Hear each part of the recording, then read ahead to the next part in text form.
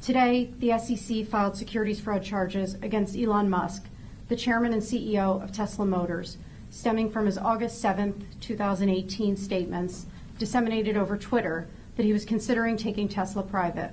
Hi friends, welcome back. So that was the SEC charging Tesla CEO Elon Musk with fraud back in 2018, and it was over a series of tweets when Elon was saying, hey, I'm considering taking Tesla private at 420, funding secured. It caused all kind of problems in the market, and the big issue that we're facing today is Elon Musk sees free speech as the freedom to spread false or misleading information, especially to pump his Tesla stock or to promote his political beliefs. And just like a train wreck in slow motion, it's been very difficult to look away. You got Elon Musk, you got Tesla stock, and now you have Twitter/X being banned in Brazil. Brazil saying its resistance to Elon Musk is a global example. Here's a quote: "The world is not obliged to put up with Musk's far-right ideology just because he is rich." And if you haven't been following the Brazil politics as of late, essentially we had an election recently for president. One guy won, one guy lost. The losing guy, which is Bolsonaro, he would not admit defeat, and his followers got really angry. Bolsonaro said, it's rigged, the voting is rigged, da da da da da da. Unfortunately, it sounds very, very similar to the situation we have in the USA. There was also violence, which is a very unfortunate thing.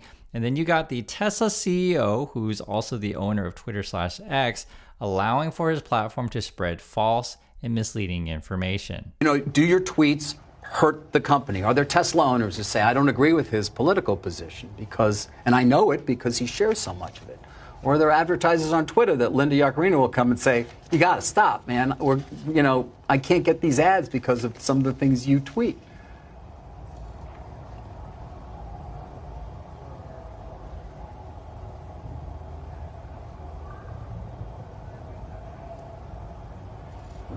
You know, I'm reminded of the scene in The Princess Bride. Great movie. Great movie. Where he confronts the person who killed his father.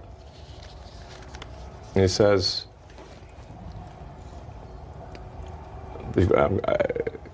offer me money. Offer me power. I don't care. So you just don't care.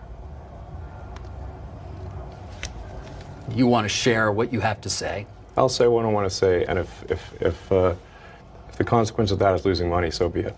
Now remember, according to Elon Musk, freedom of speech is being able to say whatever you want, whenever you want. Even if you're the CEO of a publicly traded company, you can say whatever you want about your company, saying, hey guys, we got full self-driving, it works awesome, woohoo! Or hey guys, we've got Optimus robots, it's gonna be worth $25 trillion, oh my God, awesome, right? This is the question I pose to you is, as a publicly traded company, right? You're the CEO of this, can you say things like, hey, funding secured, we're gonna go private? I mean, people make actions based on things that the CEO of a publicly traded company says.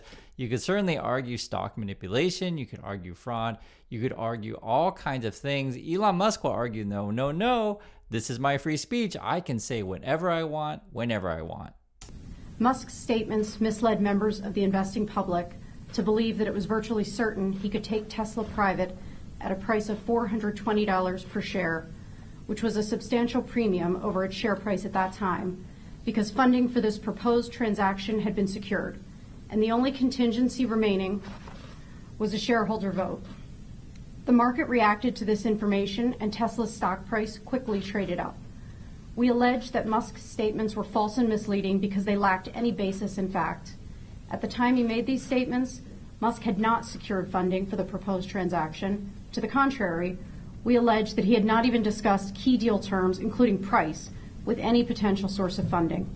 The SEC's complaint, which was filed earlier today in federal district court in the Southern District of New York, seeks a finding that Musk committed securities fraud, an injunction prohibiting him from doing so in the future, civil penalties, disgorgement of any ill-gotten gains, and a bar prohibiting Musk from serving as an officer or director of a public company in the future.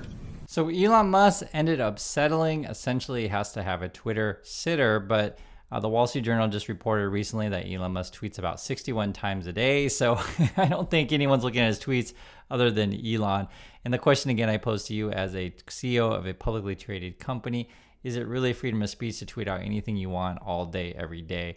Let me remind you guys, what do you think about the Theranos situation with Elizabeth Holmes? Does she have a right to just say anything that she wants at any time about her company, claiming all kinds of outlandish things? Thank you, Elizabeth. I have to tell you, in all my years, I can't recall a private company that I have to candidly, many have never heard of, getting this kind of attention and scrutiny. What do you think's going on here?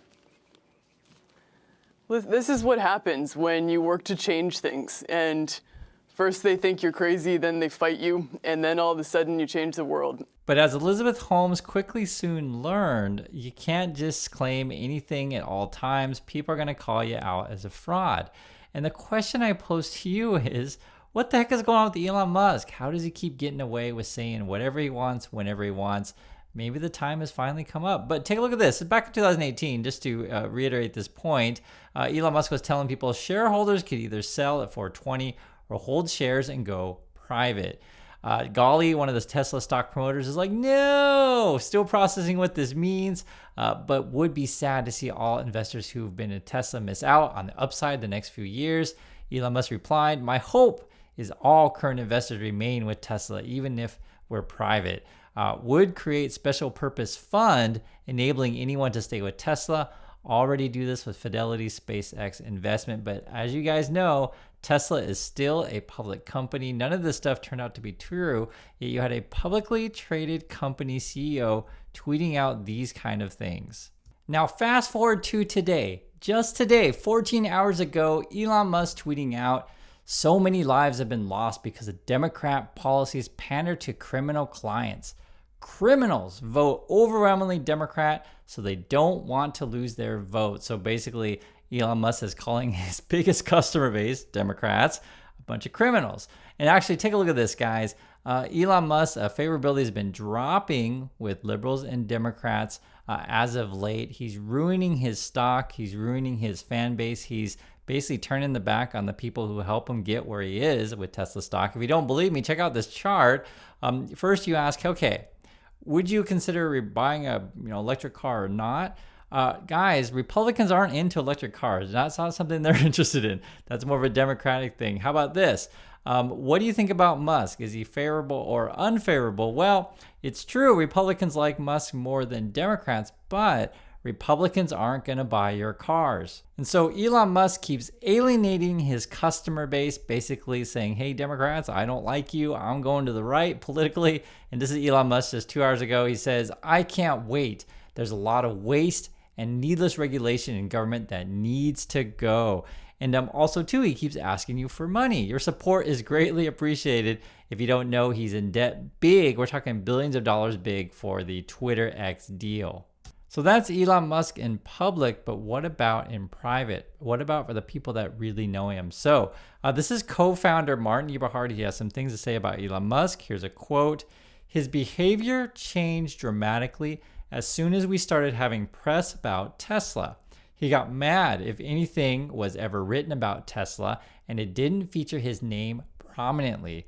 And that's when I realized that there was an ego involved here that I hadn't recognized before. Eberhard, who at the time had the nickname Mr. Tesla, said that anytime Musk wasn't mentioned in an article about the company, Musk would call him and scream at him. Musk ousted Eberhard in 2007 and became CEO shortly thereafter. So that was Tesla, but what about working for Elon Musk over at Twitter? Well, we've got some description coming from the inside that just came out a couple days ago. I'll read it here. Miss Crawford came up with her own tactics for dealing with Mr. Musk.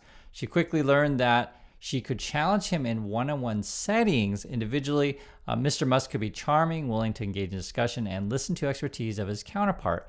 Put him in a larger group setting with people outside his inner circle or those he didn't trust, however, Mr. Musk's ego ran wild. He could never be seen as inferior or uninformed. And also a report from coming inside Twitter/X, Elon Musk doesn't want to pay his workers again. This is an ongoing theme with Elon Musk, and I'll read the description here. Elon Musk sent an email to X staff overnight about their much anticipated stock grants. But there's a catch. In an email to staff viewed by The Verge, the companies plan to award stock options based on the anticipated impact of employees. That means staff have to submit a one-page summary telling leadership their contributions to the company in order to get the stock. If it was me, guys, I'd just be pointing to my contract. This is what my contract says. But according to Elon Musk, screw contracts, write me a letter, tell me why I should pay you, and we'll go from there. So again, watching this Elon Musk, Tesla stock, Twitter X story, it's like a train wreck in slow motion. And how long can this stock pump party go on? How long can you break promises? How long can you piss people off? And how long can you lose people money? That's the question. And I'd like to hear your thoughts. Please write in the comments, and I'll catch you all in the next video.